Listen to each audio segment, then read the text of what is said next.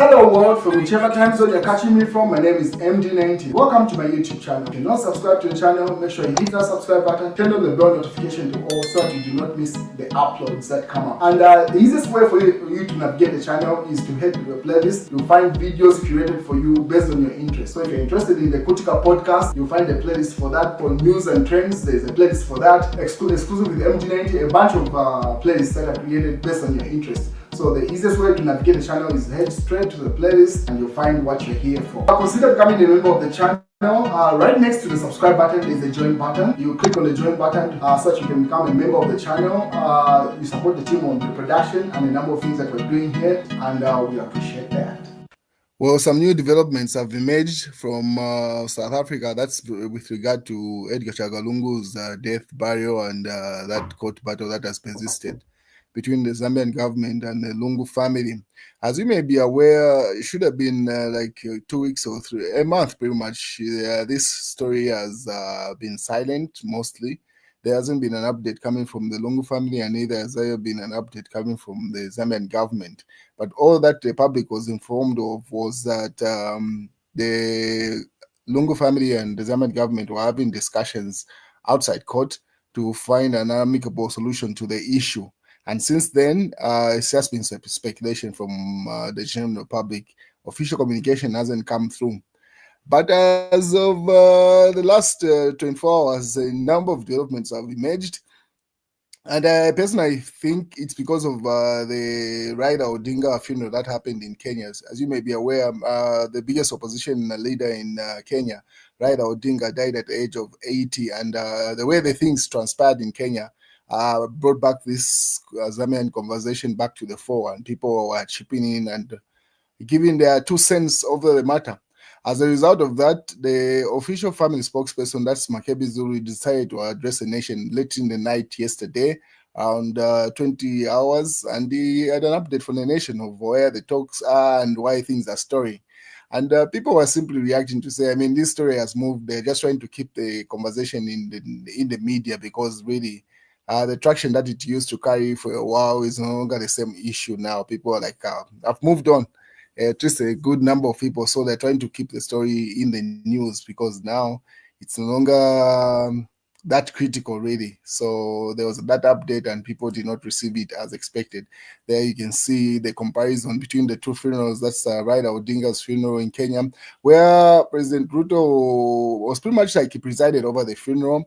And then one thing that is different with what happened in Kenya is that the family wishes were also being respected. So the Kenyan example can work both sides. It can work for the Zambian government. They can say no.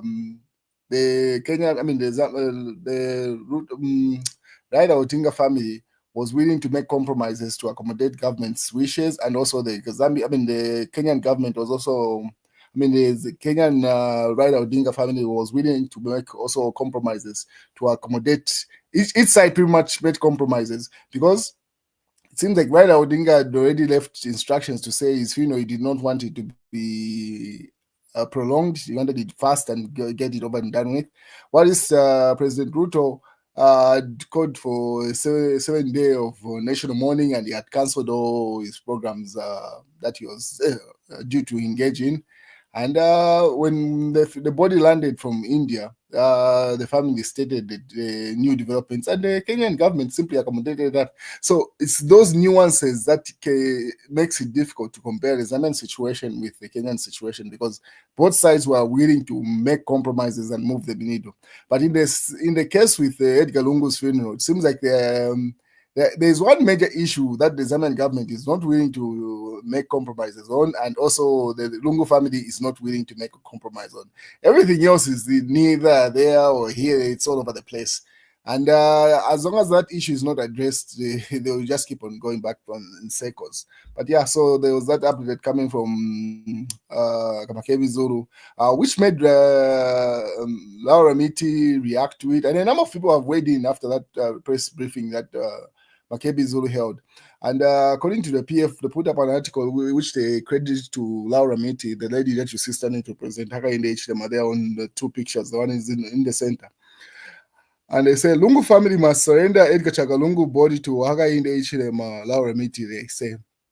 The Lungu family must give President Hakainde Hichilema the body to enable him to conduct the funeral and the burial. According to the Patriotic Front, they are saying everything they are saying about the private investigators and attempts by those people to send by government to conduct a post-mortem, a case of Archbishop, childish excuses, Laura Miti. So those are some of the quotes that are coming from Laura Miti, simply saying, because the new developments that came from what Makebi Zulu had in that press briefing that he held at night, where that there's a disrespect that is going towards the Archbishop Arik Banda, and that is not sitting well with the family, and also different. There was also an issue that was raised earlier on, if you remember, should have been on Monday or early on this week, where they were saying there were attempts by the Zambian government to have investigators were sent to the morgue in South Africa to investigate what had killed Edgar Lungu. Those are allegations that were all over the place, and that's what she was responding to there. And pretty much this is what she tabulated herself. This is now Laura Miti on her own platform. And she says, the reasons given by President Lungu family as to why he is not yet buried has grown up before our very eyes. And then she states the number of reasons that have been raised. Says, one, the newborn. President Lungu left instructions that his body should be transported home in a private plane. His reasons were that he traveled for treatment as a private citizen after the government had refused to evacuate him. So he left strict instructions that his body to return the same way.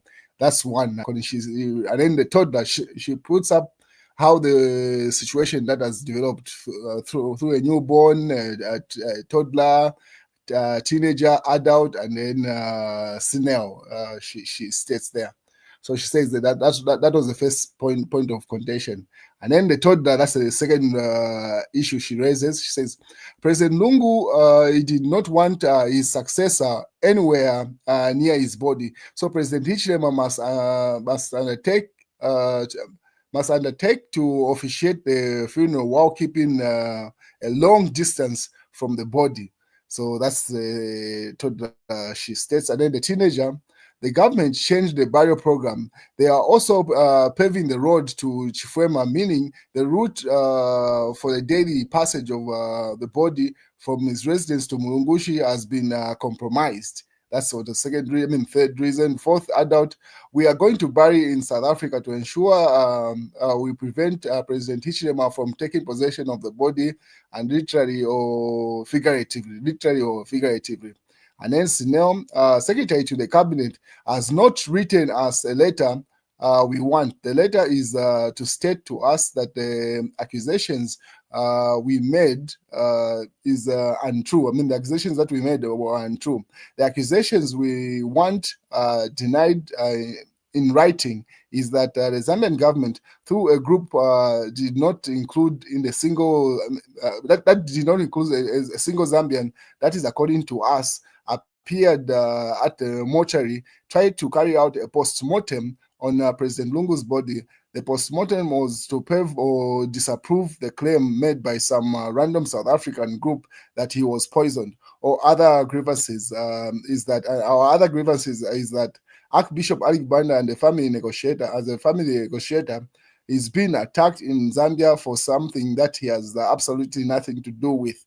The funeral, the body, or the burial. Therefore, it's important lesson to be learned from all these. So pretty much states some of the reasons that have been coming from a Lungu family. According to Makebi Zulu, attacks on Archbishop Arik Banda is one of the major reasons talks between Lungu family and government have stalled.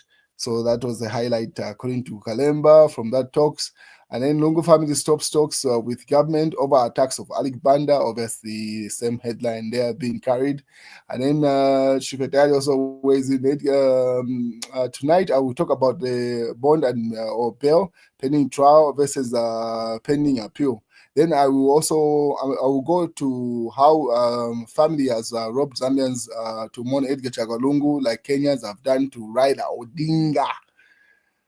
that comparison continues. And then obviously, I would have welcomed Lungu's endorsement, Sangwa. So it seems like, in as much as Edgar Lungu is dead now, he's very dominant in Zambian politics. And the opposition seems to be preoccupied with an endorsement from Edgar Lungu.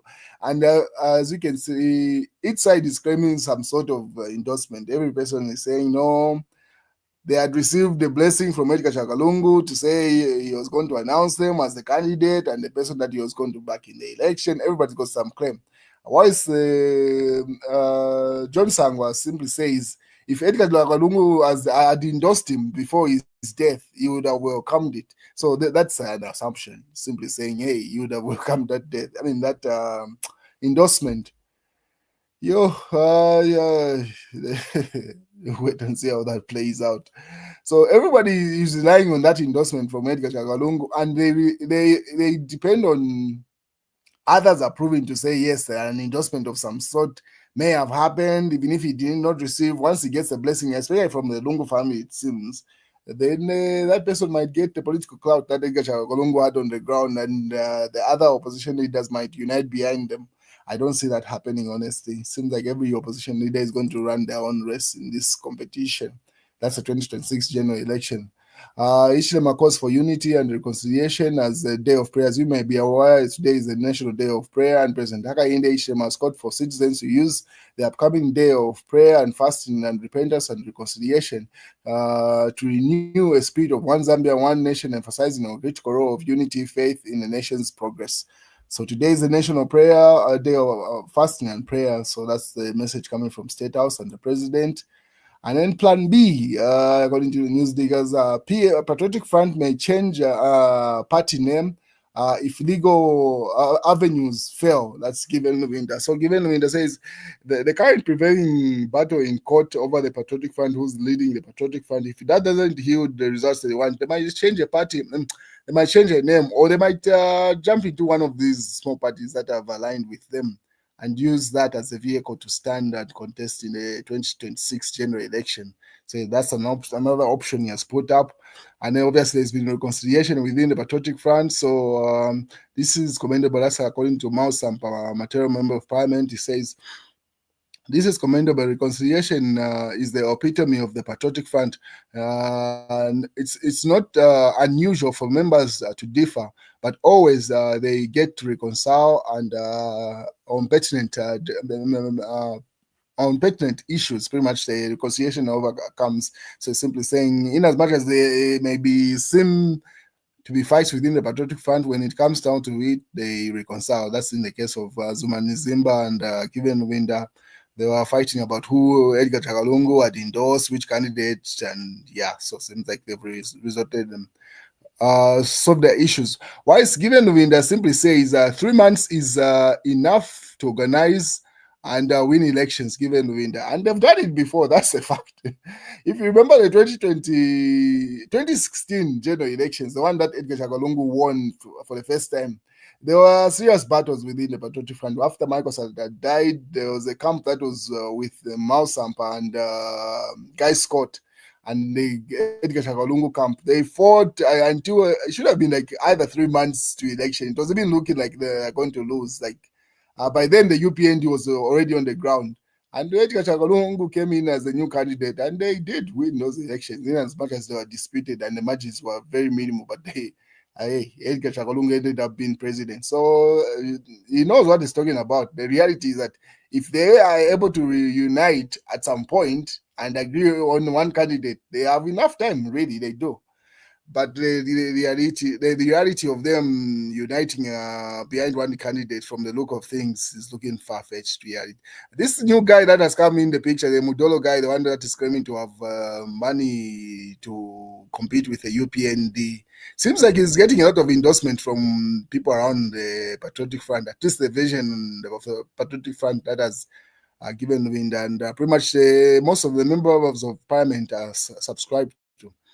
So if they decide to run behind that candidate, maybe he might get traction, but hey, wait and see how that plays out. So he's simply saying they have enough time. We've got it should be like 10 months, if I'm not mistaken, if not more, towards the general elections in August next year, 2026. So yeah, so he says 3 months is more than enough time. So Patriotic Front PF president, acting president, given Onura says the Patriotic Front does not need years to get ready for 2026 elections. 3 months is proper, of proper organization is enough to win elections. Given Nuvinda is a seasoned politician, he has proven himself as a member of parliament to win elections, and they have proven themselves in 2026 elections. So that statement should not be disregarded as blank talk. If they are able to unite, it will be a serious battle, definitely, for the UPND. But it's the issue of are they able to unite as the opposition? Let's wait and see how that plays out. But yeah, so he's right about that 3 months, definitely. They've got a track record that they've proven it. While is in other news, former Foreign Affairs Minister in the Patriotic Front regime, Joseph Malanje, has lost 2 helicopters, 3 houses in Lusaka Silverest area after a court order. As you may be aware, those properties have been forfeited to the state, has been perceived to be properties of proceeds of crime. It goes more jobs in the horizon as President Hichilema commissions 600 million US dollars wonderful group in the industry park, industrial park. Daily Mail says we are on the road to greatness, Hakainde Hichilema. So that's a statement in the Daily Mail. We can't eat lectures. Zambians want a practical working president, Changala. So simply saying these lectures coming from State House and President Hakainde Hichilema are not what Zambians are looking for. They want feasible solutions to their actual problems on the ground. And that's the news, ladies and gentlemen. Let's wait and see how this plays out. The political landscape is heating up as we head into the general elections.